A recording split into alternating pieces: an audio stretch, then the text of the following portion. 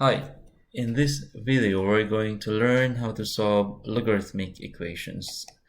At the end of the video, you should be able to solve logarithmic equations on your own. There are properties we need to remember that you have learned before these lessons. We have the properties of logarithms that are used to simplify logarithmic expressions. But the most important property here is your one-to-one property, which is the common case of logarithmic equations. These are the simplifying properties, but there's also the operational properties that we need to remember. There is product property, quotient property, and power property. We use product property if there's plus in between the same logarithmic expression base. And if there's minus, we will use quotient property. Power property is saying if there's a power in the argument part, we can write the power in front of the logarithm. Also remember that this also applies for natural logarithm.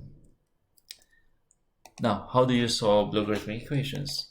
One of the basic strategies for solving logarithmic equations is the one-to-one properties. For a greater than 0 and a not equal to 1, the following properties are true for all x and y for which logarithm base a of x and logarithm base a of y are defined. Therefore, we can conclude one-to-one properties says that logarithm base a of x is equal to logarithm base a of y if and only if x is equal to y. That's your one-to-one property. These are your strategies in solving logarithmic equations. The first path is to rewrite the original equations in a form that allows the use of the one-to-one properties of logarithmic equations. But it's not the usual, or it's not all the time. Sometimes you may need to rewrite a logarithmic equations in exponential form and apply other properties. Let's have your first example. Solve the logarithmic equation. Logarithm base 3 of 5x minus 1 and is equal to logarithm base 3 of x plus 7. We are going to find the value of x. How do you begin? You can copy your original equation. You can apply your one-to-one property. One-to-one property is only used if the logarithm and the base is the same. We just cancel the logarithm base 3. And so we have your equation. Result after cancellation of logarithm base 3 will be 5x minus 1 is equal to x plus 7. We are now just gonna solve for x. To do that, we will subtract both sides by x. So x cancels here. 5x becomes 4. To get rid of 1, we will add both sides by 1, so 7 becomes 8. So the result should be 4x is equal to 8. And now it's very clear. The next step is to divide both sides by 4. 8 divided by 4 is 2. X is equal to 2. The solution, x is equal to 2. You may check this value in your given equation. Okay, let's check. 5 times 2 is 10, minus 1, 9. 2 plus 7 is equal to 9. They are both logarithm base 3 of 9. Logarithm base 3 of 9 is actually 2 because 3 squared is 9. Okay, let's have another example. Solve logarithm base 3 of x plus 2 minus logarithm base 3 of x is equal to 2. What we can do is apply your quotient rule. Quotient rule is saying if there's a minus of the same logarithm, the first argument becomes numerator, the second argument becomes denominator.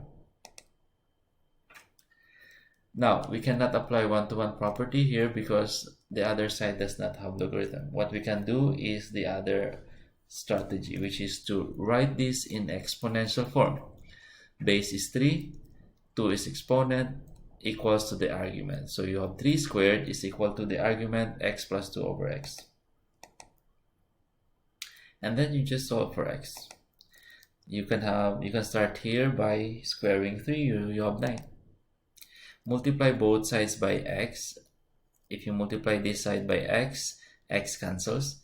9 times x, 9x. So you have 9x here, x plus 2 on the right side. Subtract both sides by x, 9x becomes 8. Divide both sides by 8, not 2. We are trying to take out or get rid of 8 here.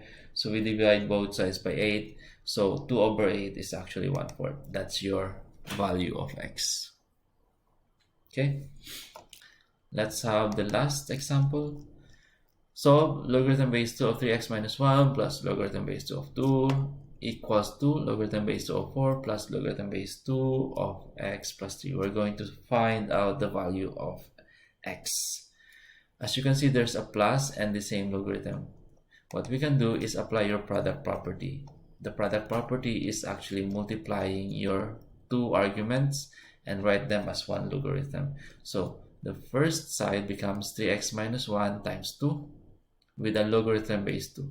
The right side is 4 times x plus 3 and they share as one logarithm base 2. Now since both sides has the same logarithm, we will apply your one-to-one property. One-to-one property is saying we can equate your argument on the left side is equal to the argument on the right side, and we can just cancel your logarithm base 2. It was already multiplied. 2 times 3x is 6x, 2 times negative 1 is negative 2, 4 times x is 4x, 4 times 3 is 12. You can now continue solving for x. Subtract both sides by 4 to get rid of 4 here. 6x becomes 2. So you have a 2x on the left side.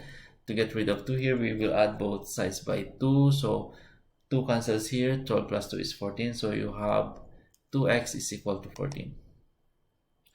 Divide both sides by 2. X is 7. Okay, that's how you solve logarithmic equations that involves one-to-one property or rewriting it in exponential form. You should have learned the different cases of solving a regular or complicated case of logarithmic equations. If you need to review, you may watch this video again. Thank you.